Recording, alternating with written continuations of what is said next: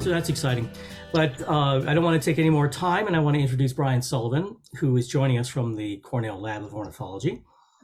And he was a part of the team that created eBird. So we're all familiar with eBird. He worked there from 2005 to 2017, I believe, building and directing and managing the project so that it could become what it is now, which is a spectacular platform for birders, both beginner and experienced. It's a huge resource for instructors like myself or people planning trips or just wanting to contribute to the database. So spectacular work on that, Brian. And now he's working at Cornell as well, but on Birds of the World, which is a massive project which documents all the birds in the world. Huge amounts of information, photographs, videos, sound recordings, texts, illustrations, etc., eBird maps as well. Spectacular work and hugely important to researchers and policymakers. And I think he's going to be talking a little bit about that crossover.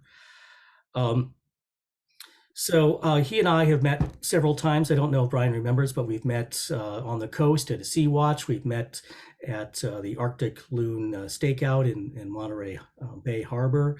I believe we've met also on at least one pelagic trip. But we've also corresponded via email many times. I sent him pesky questions about the eBird platform, and he was gracious with his answers and generous with his knowledge. And he's just an unassuming, wonderful person. And if you haven't met him in the field, I hope you do sometime. It's a pleasure to talk to. And there is something else he's working on, which I'll let him talk a little bit about later. But I'm looking forward to hearing about that project as well. So with no further ado, Brian, I will hand it over to you and let you take over. So thank you very much for being here. All right, thanks, Matthew. I think the last time that I spoke to Santa Clara Valley Audubon was maybe 2015 or 2016. It's always been great to come up there and give these talks in person. I had the pleasure of meeting Peter and Diane Hart through Santa Clara Valley Audubon, and now Peter is on the board of the lab, and we're super excited about that because he's brought so much to our knowledge of computer vision and pattern recognition and a lot of the things that we use in the technology that we have today in eBird and Merlin and some of these tools that you're all familiar with. It used to be easy to come up to Santa Clara Valley and talk to you all and say how great eBird was and try to convince you all to use it in those days. And, I think it's been amazing to see the trajectory of eBird use in California. And I want to thank you all for, bearing with us as we made eBird better and better over the years. It's still got a long way to go. But I hope that tonight I can help you all understand that your investment of your time and energy and expertise in a project like eBird is really paying off for birds, because eBird's finally maturing to the point where really high profile decision making is happening around the kinds of data that are coming out from eBird. So I want to talk a little bit about the broader ecosystem of tools and services that we've got at the lab for birders and for researchers and scientists. But also I hope to inspire you to continue using this stuff because it's really, really important. And I think it's been interesting putting this talk together because, when Michael Hawk, who I think is on here, and Matthew asked me to give a talk, I struggled a little bit to try to figure out what to talk about, because I think a lot of us are at this sort of, we feel a little bit helpless. There's a lot of environmental grief right now that we're all experiencing. And I wanted to talk a little bit about, what the lab is doing to try to address that, and talk a little bit about how we're engaging people like you all and communities and partners around the world to try to reverse those declines now. And it's been a challenging talk to put together, I'm not going to lie. So bear with me as I go through this, because it's you're the first ones that have seen this. So I consider it an honor to be able to be here tonight and talk to you all about this stuff, because I think after 20 years of investment in eBird, we finally got something to show for it. So I thought, this concept of measuring the heartbeat of the planet through birds is something that the Cornell Lab is sort of positioned, thanks to you all and your investment in things like eBird. We can now have this daily or weekly look at what's happening with bird populations. And as you'll see, it's really critical that we have that real-time view, because birds are really plastic. They can respond to things like climate change and catastrophic events very quickly. So we need to be able to measure that heartbeat almost daily to understand what's happening with birds at this point. I think that, hang on a second. All right. So I thought one thing that would be interesting before I jump into, sorry, I'm trying to figure out what's going on here. All right. Before I get to some of the harder stuff to look at and talk about, like bird population trends, I thought it would be interesting to take you all on a quick journey around the world, just to look at the beauty and diversity of birds, because it's important to realize that not all is lost. We still have a lot out there that's worth saving. So I had this idea and I thought, well, let me go to eBird and Macaulay Library and look at only photos that have been uploaded in the last 30 days. So I did a quick skim, and let's go on a quick tour around the world here. This is spotless crake, understated beauty on that bird. Golden collared manakin, birds are just incredible. Their plumages and displays and things like that.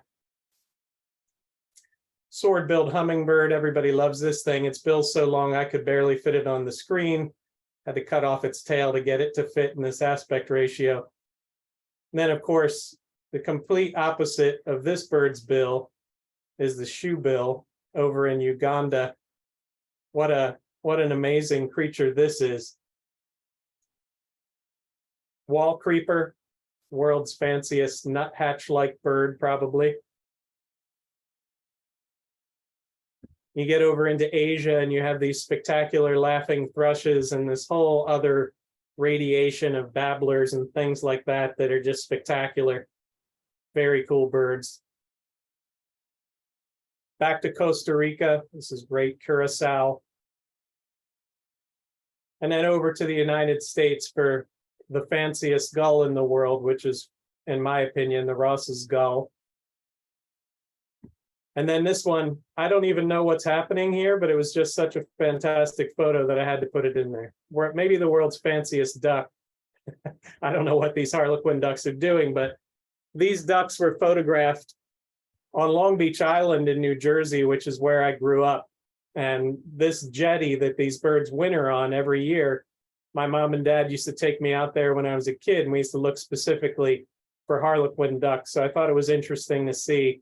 The harlequin ducks are still there, in numbers, and it's an amazing bird. And I just wanted to start with this idea that there's still a lot of diversity. There's still a lot of birds. All is not lost yet. But we do have a long way to go here, because our research is showing that birds are in real trouble. I'm sure you've all seen the paper that came out in Science a couple of years ago that showed that 3 billion birds have been lost over the last 50 years or so. That was a staggering defeat, I think, for conservation, for all of us that care about birds to see that. In the last 15 years, we've got new insights into population trends through data and models that are coming out from eBird. So to quickly explain what you're seeing here, this is a trend map for all of North America for American kestrel. This is the breeding season. And basically, the red dots correspond to how abundant the bird is in a 27 by 27 kilometer grid on this landscape. And the big red dots mean that it was abundant in that space, and the smaller red dots mean it's scarcer. The important thing to note here, though, is that almost all of mainland North America is red. And those red dots are anywhere between 10 and 30% decline in American kestrel abundance over just the last 15 years. And I'm going to flip through a couple of these. As I flip through these, just realize that the red dots are bad and the blue dots are good. So Swainson's thrush, everybody's familiar with this bird. It fills our skies every spring and fall. We hear them migrate at night here in the coastal California, probably more than any other passerin. Well, this is what the map looks like for Swainson's thrush. And you can see there's not much blue on this map. Overall, the populations of this bird are in real trouble.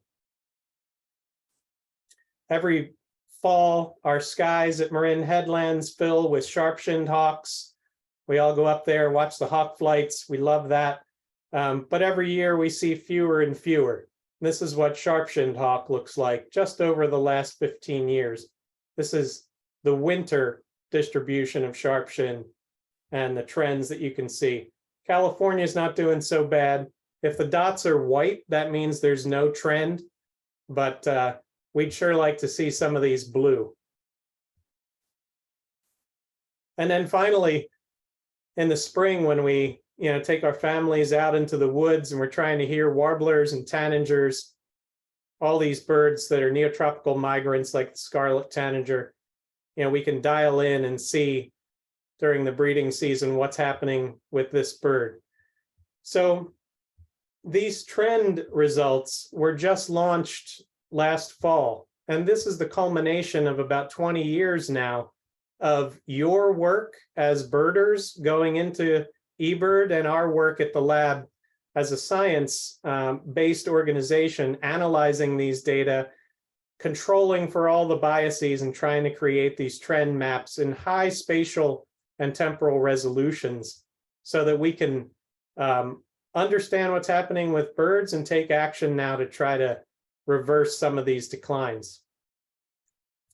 For me, when these trends came out, I probably spent the better part of a weekend flipping through 500 or so North American birds. Almost all of them look like this. I wish I could say these were exceptions, but almost all of them are red. There's a few like bald eagle, things like that that are doing well, but by and large, the trends are shocking and much worse than I thought they'd be. And it really hit me hard. I was wondering, so what can we do to reverse these declines? How can we take steps to really make a difference at this point? I think that it's important to understand that the lab has invested in this equation over the last 20 years or so, and our hypothesis is that when you pair science and technology with a really engaged global community of birders, you can achieve conservation at scale. So tonight, I'm going to go through a few examples of the science and tech that we have developed at the lab for birders, and also talk a little bit about the community, and then talk a little bit at the end about what's next for how we achieve conservation at scale. Because we're just starting to see the results of eBird's outputs being used in ways that could affect these bird populations in really positive ways. So I'm going to start with science and technology. The lab has a series of tools that that we have created over the last couple of decades that are geared at helping birders do what they do better. Helping birders identify birds in the field, record the birds they see, keep track of their life list and all that stuff, and then learn about birds through something like Birds of the World. So the Macaulay Library is an amazing media archive that has millions of photos, sounds, and videos. eBird, as you know, is a tool for recording birds. Merlin is a bird identification mobile app, and Birds of the World is this more scholarly reference on the life histories of birds. But tonight I'm going to focus on these four elements and kind of talk a little bit how they fit together from the perspective of a birder. So when I first gave a talk to Santa Clara Audubon on eBird, the map didn't look like this. So this map is the world from outer space reflected as eBird checklists, right? So every one of these points of light on the map is a set of observations that we call a checklist. And when you go out birding, if you go to a local park and you keep a checklist in eBird of what you see, that contributes to this map, and it adds one little white or yellow dot. You can see here, we're getting now, after 20 years, fairly dense data coverage when you look at it from this scale. And it's pretty impressive. We're proud of this. We're proud of what we can do with these data, and we're really thankful to all of you for believing that this was possible and spending your time and energy doing this. So thank you. eBird's done really well. Our growth curve looks something like this. If you take it back to 2005, it's kind of the same trajectory. And what's interesting about this is I think now we're up to something like 1.4 billion bird observations in eBird. This growth curve is still going up. Basically, eBird grows now about 20 to 30% a year. And that's really great because everything I just showed you, all of the model outputs and all that really rely on more data in eBird. The more data we have, the more refined we can make those models. So I'm not showing you this to, well, I hope what you take away from this is not that the work is done. What I'm saying is we have a nice growth curve here, but to measure that heartbeat of the planet through birds, we need data to come in continually, and we need more than we've got now. If you take that map that I showed you of the points of light and zoom in to just California, you'll see some gaps, and you can slice and dice that even further by, date and more refined spatial scales and find lots of gaps. So there's plenty to contribute. And as I said, birds are really plastic. So where they were 5 years ago, they may not be now. So we have to have this continual information coming in through eBird. Another tool that we built at the lab is Merlin Bird ID. And that tool now is a mobile app that's about 10 years old. And what you see on the screen here, just some screenshots of Merlin's basic functionality as it was first launched. So there's photos, little ID description, range map, a whole array of sounds and things like that. And Merlin is available all around the world now and free for anybody to download.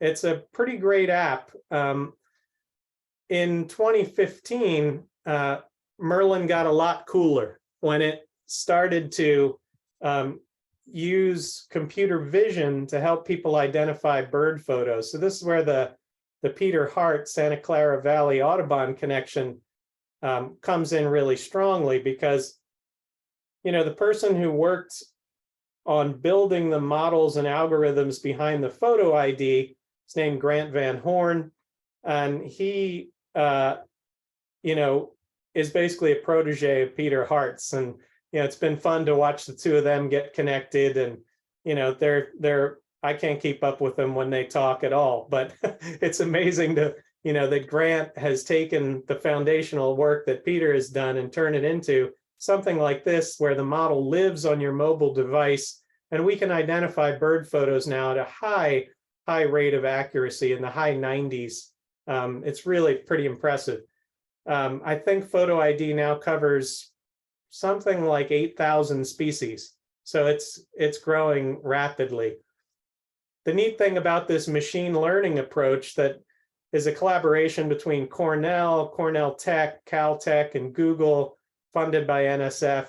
The team that has worked on this computer vision and machine learning modeling approach has taken that same kind of process now, and started to do the same thing with sound.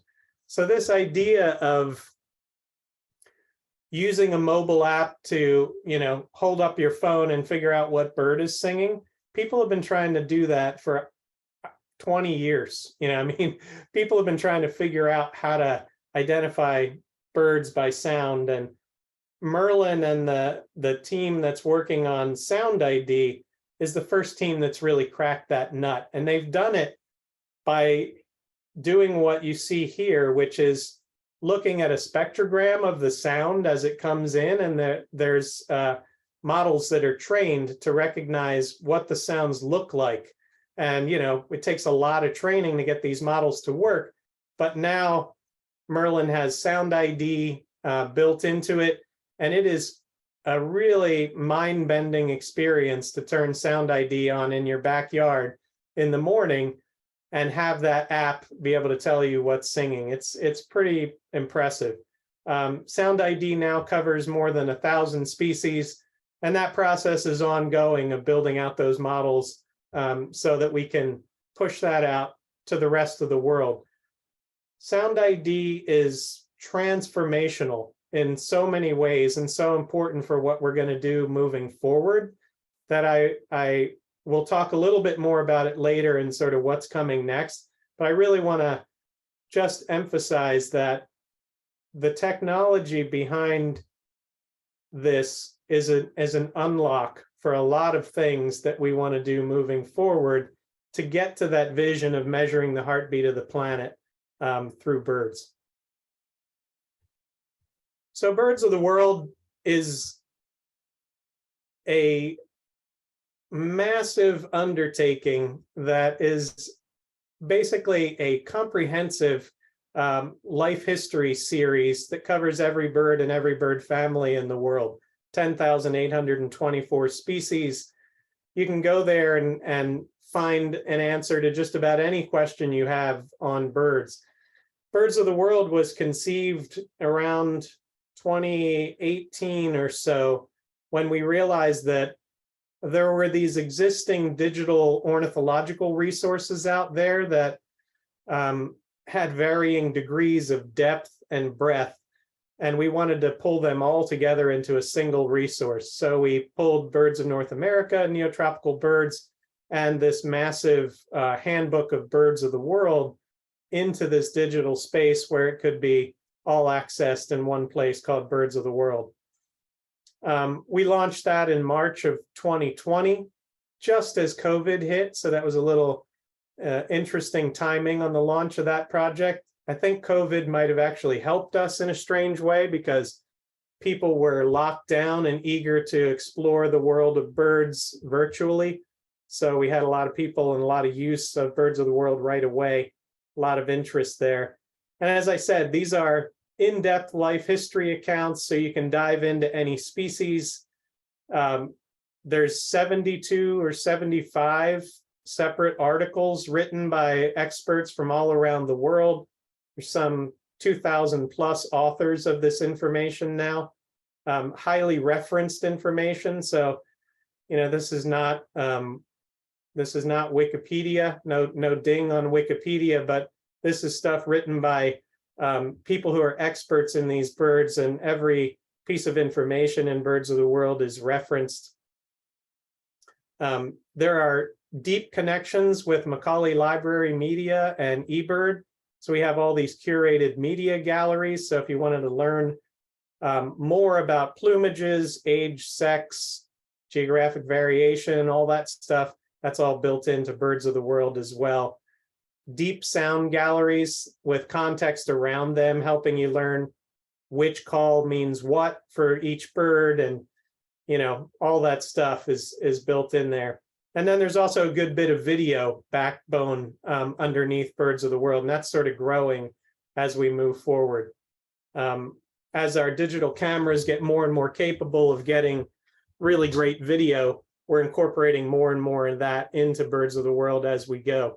There's a team of people at the lab now, and a big team of authors and associate editors globally who are constantly updating these accounts. The idea is for it to be a bit of a living resource, not only for the continual flow of ornithological science that's being published, but also a platform for exposing some of these amazing science-based outputs that are coming out of eBird. This is a map of the full species range for Swainson's thrush. And we also have things like these animated visualizations that show these populations moving across the landscape on a weekly basis. So this is a visualization of the abundance. So the darker purple and reds are higher abundances of Swainson's thrush as they move across the landscape. And again, these are model results coming out of eBird that are visible in Birds of the World. So just an example of how these things are sort of linked together. So these three things now are really examples of big data that the lab is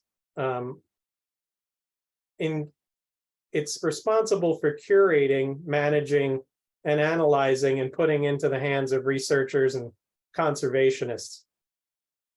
We're just starting to realize, like I said, after 20 years, this equation, or this little cartoon, shows how the data flows from you all on the left as engaged birders into eBird checklist, into a data archive that then gets modeled and turned into results that are passed on to decision makers. And what's been really great is that we now have some really tangible results of these decisions being made. So this is, I'm not going to go into a ton of these examples, but this is just one thing to look at. This is on the left, the annual relative abundance of bald eagle, according to the eBird status and trends outputs. And basically, Fish and Wildlife, we're working now with decision makers like the Fish and Wildlife Service who are interested in siting wind energy in more appropriate ways than has been done before, by using the best available information on species distributions and abundances. So we can create these surfaces now that overlap areas of high occurrence and abundance of bald eagles with areas where they're trying to site things like wind energy. We can come up with risk surfaces that help Fish and Wildlife decide whether they want to go ahead and permit certain kinds of projects. So this is just one example of a very clear use case where your data are being modeled and put to use in better decision making for regulations on bird risk. This is another example that is percolating right now with Fish and Wildlife and the energy industry, power industry. The power companies have, millions of power lines, power poles on the landscape, and they don't want to electrocute birds because it's against the law, for starters. They can cause fires, as you all know. We know in California how destructive wildfires can be. Bird electrocutions can be a reason those fires happen. So one of the things we're doing now is working with Fish and Wildlife and the energy industry to try to help them prioritize retrofitting poles that need to be done as priorities for birds like golden and bald eagles, ferruginous hawks, other big open country raptors. And the way we do that is by looking at eBird data, like this map on the lower left is the relative abundance of golden eagle in the area where we all live here in coastal Central California. And you can see there's a lot of dark purple there, and those places would be considered high priorities. We can zoom in on this map to a 3-kilometer scale, and we might even be able to get down to the point of identifying individual poles through things like computer vision in the future. So there's a lot of real world application now happening with your eBird data. So none of this would be possible without engaged communities. And I want to, again, tip my hat to this group as being one of the first to sort of take eBird on and really run with it in California. And California is by far the densest set of eBird data that we have on the planet. But we are engaging communities now around the world. We've got 10 million people using Merlin, a lot of people using eBird and contributing media. And like I said, a couple thousand people contributing these academic species accounts in Birds of the World. Everything that I've shown so far wouldn't be possible without the individuals around the world taking the time to submit data and care enough about birds to do what I consider to be a pretty heavy lift for birders of putting checklist data in a way that we can use it for the kinds of models you just saw. And of course, we realize at the lab that we can't bend this curve for birds and biodiversity alone. You know, we are basically providing tools and services not only to birders, but to partners all around the world now. These are the groups that will take the ecosystem that we've created and actually affect change on the ground in these local areas. And this is a model we want to scale so that this whole map is covered with partners eventually. One example that's really important to highlight is Bird Count India. They were an early adopter of eBird and all of this full suite of lab tools that I just went through. And Bird Count India has done an amazing job at engaging birders in India to use eBird. Participation's exploded in the last 10 years or so. They have interfaced with the lab to teach people how to record birds and do sound analysis so that we could launch tools like Sound ID and Merlin for India. A lot of private guides in India are using eBird on their tours, and we built tools to help them do that. Bird Count India has fielded a team of around 25 academic authors to take on all of the Indian endemic birds in Birds of the World. So they are constantly updating those species accounts and doing an amazing job at it. We're working with groups in India on the ground to tell the conservation stories that need to be told to affect change. Our conservation media group featured or did a feature on this bird in the center here, the greater adjutant, which is an amazing story. If you all haven't seen it, the movie's called Hargila, which is the local name for the greater adjutant. And you can see that on YouTube, but it's an amazing story of one person's work to save this amazing endangered species in India. And then, of course, once a group has leveraged all of this ecosystem of services and tools that we've built, what's been really great is to see them actually do the science to create their first State of the Birds report in India that has affected some policy and decision-making on the ground there. We'd really like to see that model in action, and this example with India is such a good one that we would like to replicate that with all of our partners around the world. So what's coming next for this platform? I think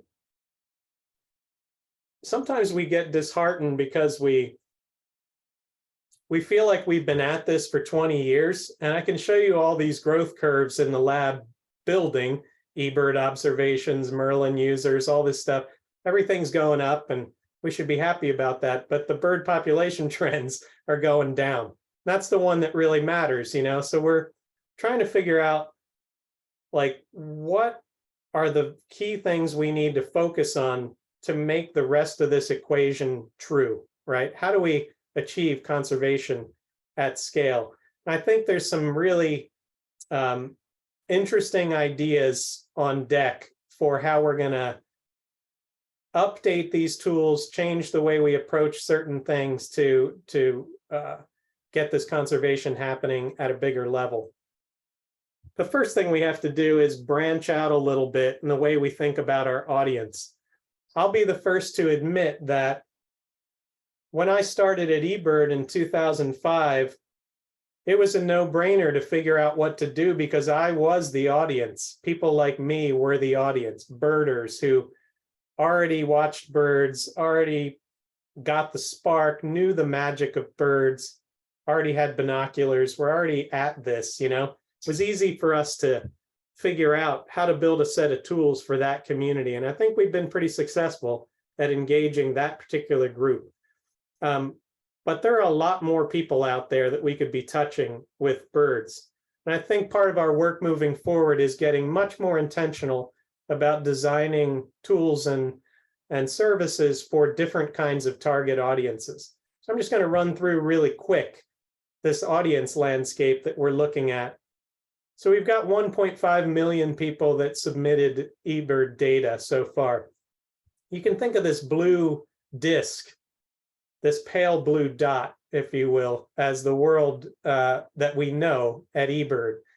Inside this dot, there's 500,000 people that contributed data that were used in the models that I just showed you, that are being used now in the decision-making processes and all that great stuff.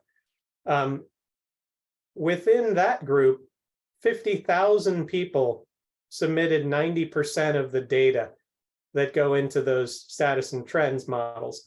And that's because we're only using a subset of the data for those models that fits a certain set of criteria where we can understand the way people have gone birding. They've done things in such a way that we can make sense out of the data and incorporate it into the models. What's interesting about that is, 50,000 people, which I'd consider a pretty small number, is, the ones who are really driving those incredible models right now. And then, of course, all of the data that come into eBird get looked at by this network of expert reviewers who are volunteers. Now there's 3,500 of those people dedicating countless hours to try to make sure the data quality is as high as possible for all of the data that are coming into eBird. This is really what the eBird audience landscape looks like today. Imagine if we were able to engage, though, the 15 million people who leave their homes to watch birds at least once a month in the US. Imagine if we were able to get in front of the 46 million people who travel and watch birds in their backyards once a year at least. And then imagine even further if we could reach the 165 million people that consider themselves outdoor enthusiasts. These are people who are out there hiking, kayaking, enjoying nature in the outdoors, but they don't have binoculars. They're not necessarily ever going to be experts at birding or bird identification. How do we engage them, and what tools do we build so that they can become part of this system? So those are things that, are on our frontal lobe right now to address, is how do we broaden out those audience rings without losing the scholarship and the magic that's in that blue disc today. Like we can't branch out our audience and risk losing everything that's happening and so successfully in the blue today. But imagine in the next 10 years, if we were able to engage some of those bigger audiences, a growth trajectory for eBird that resulted in 5.5 billion observations by 2030. 230 people using Merlin. 150 million pieces of media in the Macaulay library that we can then use to train those computer vision models and sound ID models to get better and better and better results. Tens of thousands of terabytes of soundscape data, and I'll talk a little bit more about this in a minute. And then, of course, 1 million members of the Cornell Lab of Ornithology. And this is my one plug that the lab is a member-based institution. And if you're not a member, please consider joining, because membership is critical for the lab to be able to do all the things that I'm showing you today. If we had all of those data, imagine being able to model global bird populations. So like models like this that show barn swallow across its whole range. Imagine if we could do models like this for every bird in the world, where we're generating a surface of abundance, occurrence, and trends at the weekly level. And that's what we're looking at if we can get to data volume like what I just showed you. Trend outputs will get more and more refined. Remember, I told you there were some blue ones in there? Warbling vireo is one of them. So it's not all bad for warbling vireo, but basically the entire Western population, which some people think is a distinct species, and it may be, is doing really poorly, but the Eastern warbling vireo is doing pretty good. The reasons why, we're not quite sure, but these are the kinds of trend data that we can look at to formulate hypotheses that we can test with more focused scientific research. I suspect in this case has to do with where these birds winter. Imagine being able to do these kinds of trends for every bird in the world, like this Asian coel. This is an actual trend map for Asian coel based on data, again, from Bird Count India. You can see that this bird also has an interesting pattern where in the north it's doing well, in the south it's declining fairly steeply. So one of the other big things that we're thinking about now is that unlock around sound ID and using the power of sound in everything that we do moving forward. I showed you this map earlier, and it's an amazing map, right? But it doesn't matter how many years go by, we still see the same persistent data gaps on this map. And those are areas that birders just can't get to, right? So we need to think about how do we fill these persistent data gaps with different kinds of technologies. Birders will always be so critical for adding their observations every day. But what are some other ways that we could leverage that tech of sound ID to fill some of these gaps? And I will say we've come a long way with sound ID, right? I mean, this was magic just a couple of years ago to be able to hold your phone up and see a visualization of the sound coming in and have this algorithm on the phone identify birds for you. The next steps of this, though, are really incorporating. Let me back up. I'll make a bold statement and say that I think Merlin Sound ID is the biggest advancement or change in people's ability to detect birds since people started using binoculars. I mean, this has really, really changed the way that birders understand what's around them. So one of the challenges that we have is that, before 2021, people were birding a certain way without that tool. Now they've got this tool. So we have a scientific research challenge on our hands to not only understand how that difference in detectability affects a birder's checklist, but be very intentional about that by pairing a Merlin Sound ID checklist with a birder detected checklist, so we can start to be explicit about which birds you detected, which birds Merlin detected, we can start to understand how those two things fit together better. That's a real opportunity for us moving forward. And of course, there's all kinds of fun stuff you can do with Sound ID on wearables. You can think about running it on an Apple Watch and having it notify you when a cool bird's flying over, things like that.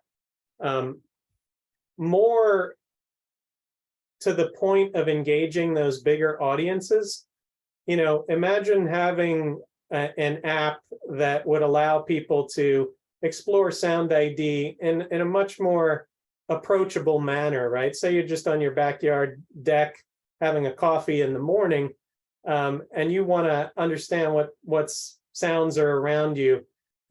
Having different kinds of ways of exposing the magic of birds to people without them actually having to know how to identify them is something we're really looking into. And then, of course, introducing new audiences to data collection gets back to my point where there are hikers out there going all over the landscape, kayakers, fishermen, hunters. If we could create a little wearable bird tag to put on their pack or their vest that just basically listens for birds and creates an automated checklist as they're going about their other outdoor recreation, that'll start to fill some of those spatial gaps that we showed on that map earlier. There's a lot of potential here now that we've cracked this nut of understanding how to identify birds with these sound devices. It's going to go a long way beyond the iPhone, right? There are automated recording units we can put out there and deploy. There are already thousands of them in the Sierra, for example, monitoring spotted owls and barred owls and things like that. So you're going to see a lot of movement in this direction at the lab in the next couple of years. I really think that this Sound ID is going to be a revolution for our ability to fill those data gaps and to introduce the magic of birds to a different audience. Importantly, we can use the Sound ID also to detect a whole bunch of stuff in real time that is hard to detect right now. One example is, whales moving through an area. Another example might be chainsaws in a protected area and piping those alerts back to people in real time so they can take action. This is the way that we see this acoustic data integration improving the workflow that I showed earlier. So we've still got experienced birders on the bottom, doing all the things that they do, but the broader community and the Merlin AI models, and the acoustic checklist being incorporated can really bolster our data archive and give us more insights around the world in places where, we're going to have a hard time getting birder data. And of course, once we have those great models, we can think about how do we take real-time action with these results. The idea here is, measuring the heartbeat of the planet through birds. If we get to that scenario where we're looking at these things in real time, we can do things like help wind farms, turn off wind generation when there's big migration events happening, for example. Another example is this Lights Out project that's part of Birdcast at the lab, where we're using radar to look at birds, the volume of birds migrating at night. And we're trying to get some of these big metropolitan areas to dim the lights in their cities, because a lot of these birds that migrate at night are attracted to light. We're finding these cities to be a big sink for bird mortality. Birds fly into the lights, hit the windows of these buildings, and it's bad news. So this kind of real-time action and real-time ecosystem is where we're headed. And of course, just in case Peter Hart's on, I wanted to show this. I don't know if this is playing smoothly for you. It's not for me. But the idea of this is eventually we'll get to a point where we have a multimodal sensor that can use computer vision to stream video, detect birds on the video, extract counts of birds from sound, video, it's going to be really amazing what we can do in the future. But again, that's a little bit of a ways off, but it's not science fiction at this point. It's pretty close. So getting back to, this conservation at scale idea, I think we believe that conservation at scale involves protecting what we have, restoring what we've lost, and helping transform the way we lead our lives.